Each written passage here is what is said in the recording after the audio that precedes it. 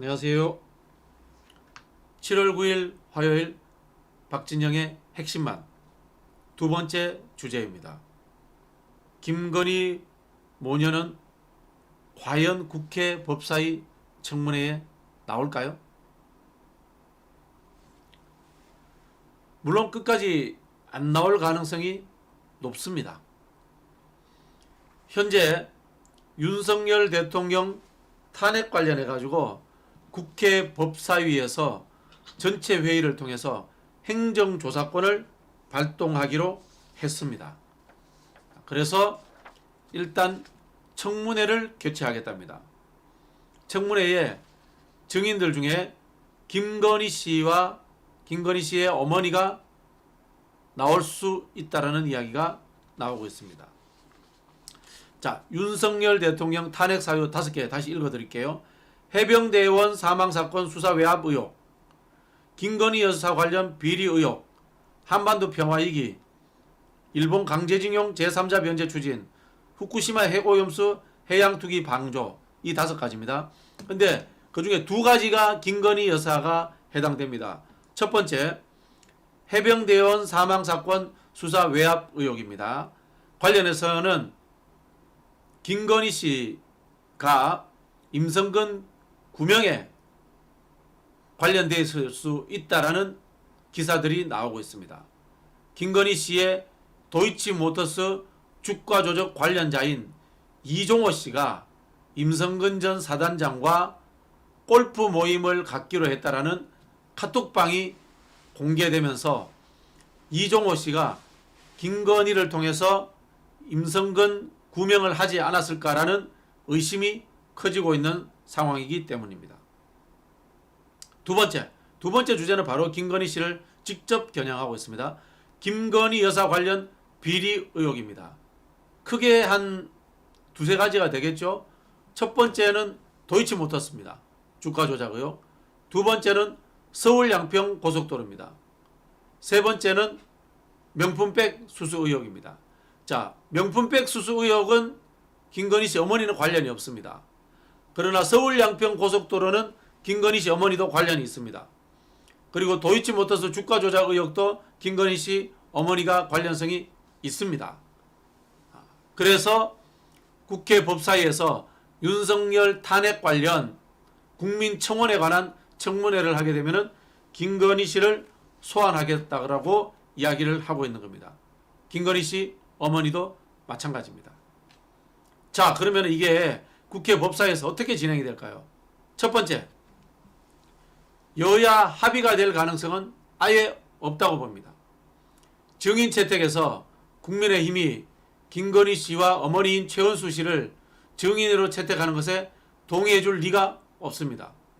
더 앞서서 저는 청문회조차도 국민의힘이 개최하는 것을 동의하지 않을 것이라고 봅니다. 그러면 청문회 못 열리나요? 그러면은 김건희 씨와 김건희 씨 어머니를 증인으로 채택을 못 하나요? 그렇지 않습니다.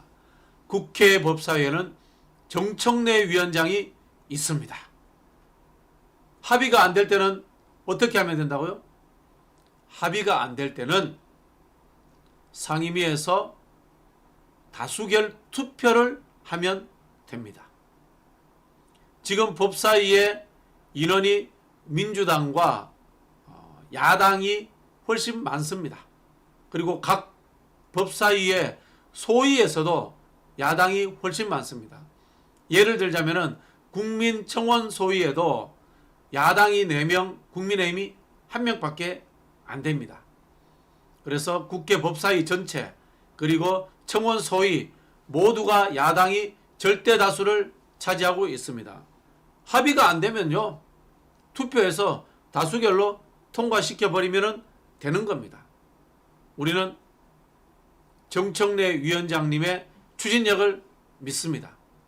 그래서 반드시 국회에서 윤석열 탄핵 관련 청문회를 개최하고 김건희와 김건희 씨 어머니를 증인으로 채택해야 됩니다. 다만 결과 예측입니다만은 응하지 않을 거라고 봅니다. 그럴 때는 국회 청문회법에 의거하여 구인명령이라든가 동행명령 이런 것들을 위원장이 발포할 수 있답니다. 너무 재밌지 않습니까? 정청래 법제사법위원회 위원장이 김건희 동행명령을 내리는 겁니다. 그리고 예를 들자면 용산 비서실 앞에 가서 김건희 씨 나오세요. 같이 동행합시다. 라고 쳐들어가는 겁니다.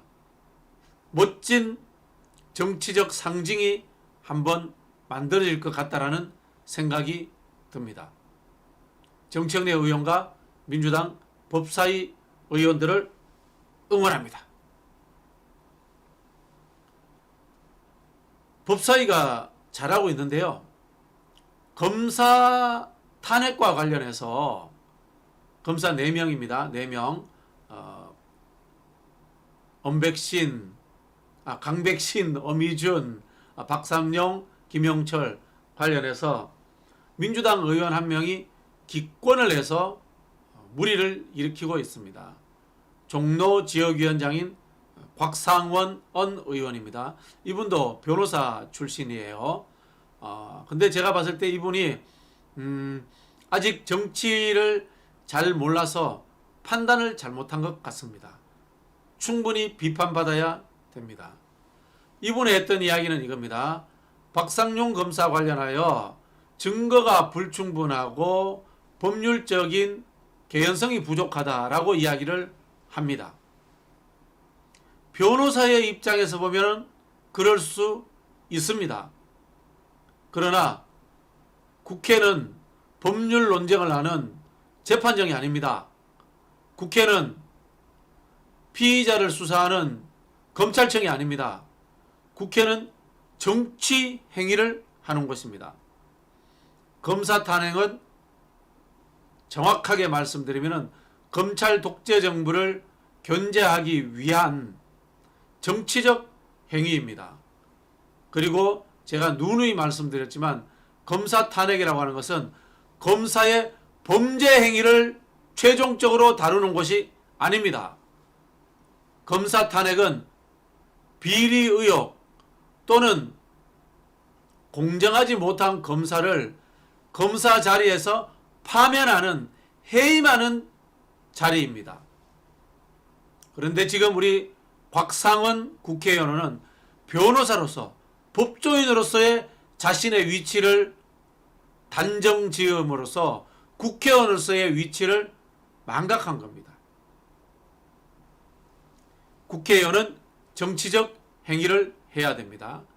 그리고 법률적으로 검사를 범죄자로 만드는 것이 아니라 그 직에서 해임하는 것이 탄핵이라는 것을 정확하게 파악하셔야 됩니다. 저는 우리 곽상원 의원이 아직 정치적 경륜이 짧아서 실수한 거라고 판단합니다. 앞으로는 이런 실수가 없으시기를 바라면서 혹시나 조언이 필요하시다면 저한테 연락 주시면 언제든지 제가 달려가서 집도 가까우니까요. 조언해 드릴 용의가 있다는 말씀을 드리겠습니다. 자, 마지막으로 시간이 남아서 당대표 선거 잠깐 말씀을 드리겠습니다. 아마 이재명 전 대표와 김두관 전 의원이 당대표 선거에 등록할 것 같습니다. 이재명 대표가 이길 가능성이 상당히 많습니다. 그런 측면에서 우리 김두관 의원은 이재명 대표와의 개인적 관계에서의 대립각을 만드는 것보다는 내가 더 윤석열 정부와 잘 싸울 수 있다. 윤석열 정부에 대한 실정을 구체적으로 나열하면서 싸우는 모습을 보여주시는 것이 좋지 않을까라는 말씀을 드리겠습니다. 이재명 대표께서는 본인의 사법적인 것에 대해서는 언급하지 않으셨으면 좋겠습니다. 늘 싸움은 내가 수세적인 것이 아니라 공세적인 곳에서 이루어지는 것이 좋습니다. 특히 저는 이재명 대표가 윤석열 정부의 외교 안보 정책에 대해서 많은 비판을 할애해 주셨으면 좋겠다라는 생각이 듭니다. 그리고 반도체를 비롯한 거시 경제 정책에 대해서도 이재명 대표가 관심을 갖고 윤석열 정부를 비판해 주시면 좋겠다라는 생각이 듭니다. 결국 마지막에는 경제와 민생입니다. 바보야, 문제는 경제야라는 좋은 어기도 있지 않습니까? 경제 문제와 외교 안보 문제를 들고 나오시면 좋겠습니다. 감사합니다.